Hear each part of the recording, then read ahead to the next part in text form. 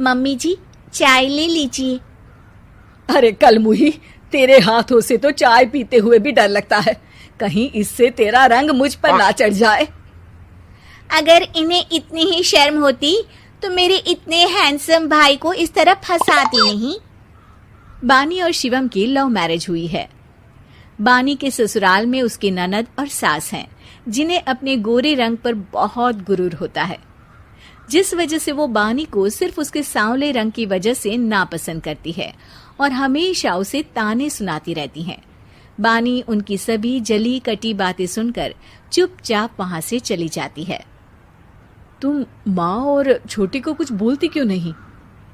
Mummy जी बड़ी हैं, हर छुटकी ना समझ, इस तरह उन्हें उल्टा जवाब देना सही नहीं। मेरी जिम्मेदारी उनकी सेवा करना है, जो मैं पूरे दिल से हमेशा करती रहूंगी।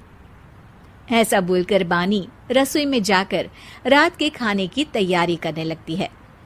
रात को खाना खाते हुए बानी की सास उसे कहती है, कल मैंने अपनी फ्रेंड्स के साथ किटी पार्टी रखी है, समय से सारा खाना बना देना और अपना मनहूस चेहरा लेकर ज्यादा उनके सामने मत आना, समझी? माँ, बानी आप दोनों की कितनी परवाह करती है, फिर भी आप उससे इतना बुरा व्यवहार क्यों करती हैं? अरे एक तो लव मैरिज करके इस कलमुही को हमारे सर पर लाकर बिठा दिया और अब हम इसे कुछ बोल भी नहीं सकते क्या?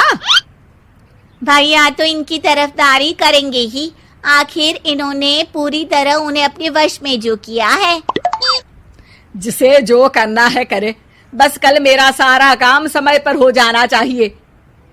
इस पर सब खाना खाकर सोने चले जाते हैं और अगले दिन बानी जल्दी उठकर सास की किटी पार्टी के लिए तैयारियां शुरू कर देती है, जिस पर पार्टी शुरू होने के बाद सास की सहेलियां कहती हैं, अरे वाह री, तेरी बहू ने तो बड़े स्वादिष्ट समोसे बनाए हैं। हाँ भाई, रंग कैसा भी हो, खाना बनाने में बिल्कुल अन्नपूर्णा है। अरे इसकी भी क्या बात करनी, मेरी बेटी से मिलो, इसकी सुंदरता के आगे तो उर्वशी रंभा भी फेल है। उर्वशी रंभा को तो फेल कर देगी, पर क्या अन्नपूर्णा बन पाएगी? अरे इसे काम करने की क्या जरूरत, उसके लिए बानी है तो, और मैं तो इसकी शादी भी किसी नौकर चाकर वाले घर में ही करूंगी। बानी वापस रसोई में चली जाती है और किटी पार्टी चलती रहती है। उसी रात को बानी की सास गुस्से में चिल्लाते हुए अपने कमरे से बाहर निकल कर आती है। हाय रे, चोरी हो गई मेरे पैसे, पक्का पक्का इस कलमुही की वजह से हुआ है ये सब। अरे क्या हुआ माँ, कौन सा आसमान टूट गया? अरे आसमान तो उसी दिन टूट गया था जब तू इस कलमुही से शादी करके इसे घर में ले आया था। खुद तो आई ही, अपने साथ साथ मनहूसियत का काला साया भी मेरे घर ले आई। अरे हुआ क्या माँ? अरे मेरी तिजोरी में रखे पैसे कहीं गायब हो गए, सुबह ही देखा, अरे यहीं रखे थे। क्या आप मुझ पर चोरी का इल्जाम लगा रही हैं? अरे काली बिल्ली पर भी क्या कोई मनहूसियत का इल्जाम लगाता है? ऐसा बोलकर बानी की सास वहां से चली जाती है, जिसके बाद शिवम और बानी बात करने लगते हैं। देखो, मम्मी की बात का बुरा मत मानना, वो बस परेशान है ना, इसलिए कुछ भी बोल गई।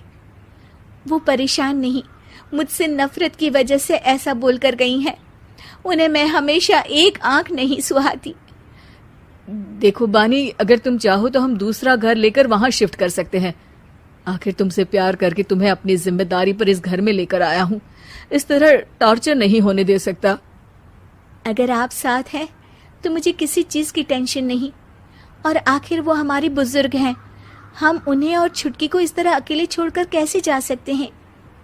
इसके बाद बानी भी अपने कमरे में चली जाती है और अब हर रोज उसकी सास की तिजोरी से पैसे गायब होने लगते हैं। इसी तरह कुछ समय बीत जाता है और वो हर बार हर चीज का इल्जाम बानी पर लगाती है, पर बानी कभी कुछ भी नहीं बोलती। कलमुही नास पीटी, बहू को घर की लक्ष्मी बोलते हैं, ये तो पनौती बनकर आई है, पनौती। एक रात बानी की सास को आधी रात में प्यास लगती है, तो वो पानी पीने रसोई की तरफ जाती है। तभी उसे अपनी बेटी के कमरे में कुछ आवाज सुनाई देती है।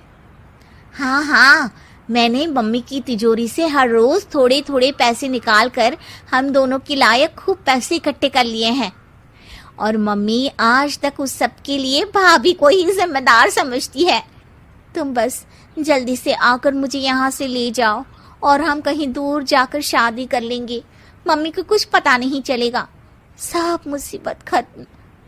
अपनी बेटी की ये सारी बातें सुनकर बानी की सास भौंचक की रह जाती है और अपने कमरे में वापस चली जाती है। जब अगली सुबह बानी सास के कमरे में आती है, मम्मी जी, क्या बात है, आज आप कमरे से बाहर ही नहीं आई? आपकी तबीयत तो ठीक है ना? क्या छुटकी कमरे से बाहर आई या तुम उसके कमरे में गई?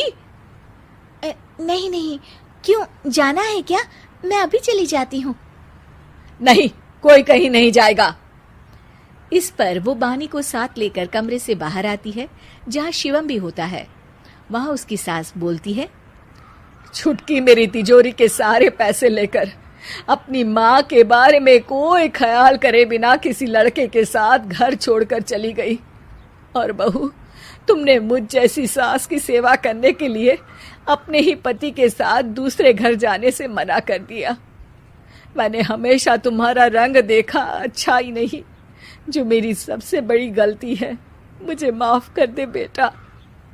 और इसके बाद बानी की सास कभी अपनी बहू की तारीफ करते थकी नहीं।